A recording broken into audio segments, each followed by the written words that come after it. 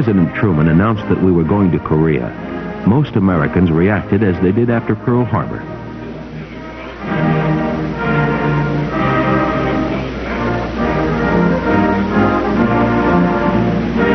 If we thought about protesting the war, we didn't do it.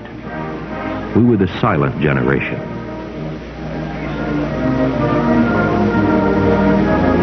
Americans enlisted by the thousands. Women again joined men in war plants to make up a third of the workforce. And some World War II veterans couldn't wait to see action again. Gentlemen, do we, reserve officers of the armed forces and our countrymen, support our Commander-in-Chief in the dynamic action which he took yesterday?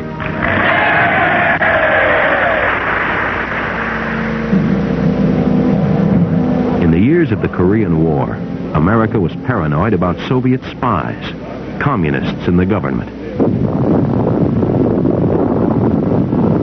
and nuclear annihilation by the Russians. The new age of atomic energy presses upon us. Mark that well. Civilization cannot survive an atomic war. Nothing would be left but a world reduced to rubble. Gone would be man's hopes for decency. Gone would be our hope for the greatest age in the history of mankind. An age which you and I know can harness atomic energy for the welfare of man and not for his destruction. In the early 50s, home bomb shelters became big business. And a favorite party game was, who would you want with you in your shelter if you only had a week to live? When the Korean War ended, America was in a boom time. Jobs were plentiful as we used or exported everything we made.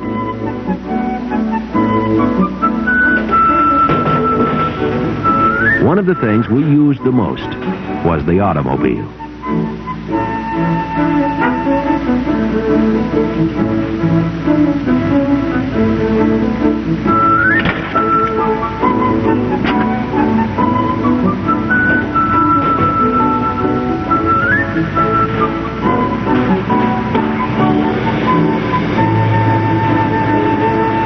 The cars of the 50s were inspired by our new jet fighters. Each year they were longer, lower, wider, more powerful, and less fuel efficient, with bigger, shinier fins. In 1955, gasoline cost 29 cents a gallon, and the average new car sold for $1,800. Early in the decade, Secretary of Defense Charles Wilson said that what was good for General Motors was good. He was probably right. More cars meant more road building contracts and the explosion of suburbia.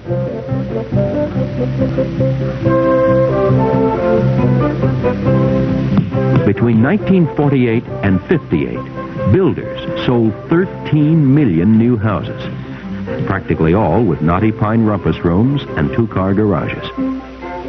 There was a sameness about our ranch-style and split-level homes, but we didn't care. Sameness was the code of the decade.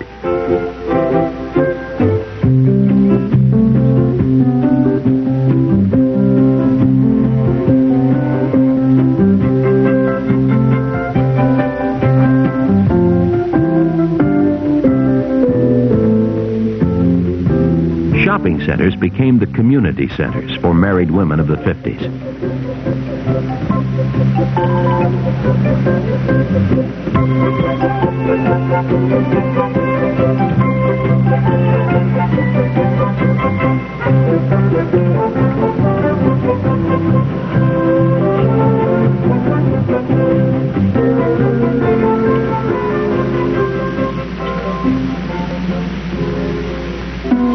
Suburban housewives seemed very young, and many were. The average marriage age for women dropped to 20 during the decade. Most young women did not want careers. They wanted husbands. So women invested heavily in clothes and cosmetics, and dieted with Metrical, became Clairol blondes, and devoted themselves to helping hubby up the corporate ladder. Some companies set up courses to teach corporate wives what to say, how to act, even what clothes to wear.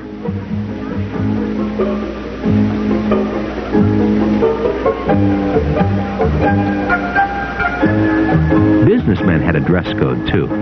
Executives wore dark flannel suits, button-down shirts, and sincere neckties. If we were in advertising or the arts, a pink shirt was permissible.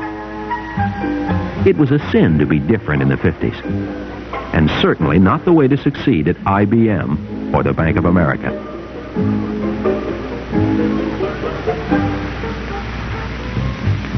Advertising reached a new low in tastefulness in the 50s and screamed out at us from everywhere. We were manipulated by Madison Avenue and bought luxuries like vinyl flooring, push-button phones, washer-dryers, soft drinks in cans, king-sized mattresses, and electric blankets. Between 1948 and 1955, our family income almost doubled to $5,600 a year. Installment buying became popular. We couldn't wait to spend the money we had and didn't have for the prepackaged good life.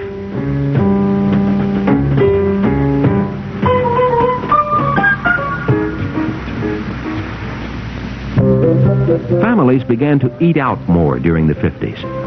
Most post-war houses were built without separate dining rooms. Parents began to feed their kids at the new fast food restaurants, or just drop them off someplace with a fistful of nickels and dimes.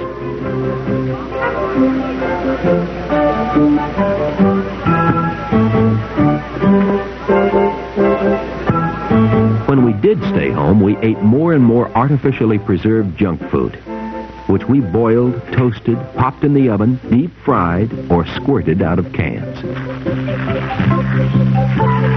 Teenagers of the 50s were mobile like their parents, and also had community centers. They hung around drive-in restaurants and drive-in theaters, any place with a parking lot. For suburban kids, school was still the social epicenter. During the 50s, almost every teenager belonged to some school-related something, and to someone. Grass was something we played on. A head was a captain, as in head cheerleader or head majorette. And in the parlance of the period, a pusher was anyone who shot from outside the foul line. That's the way we played it during the 50s.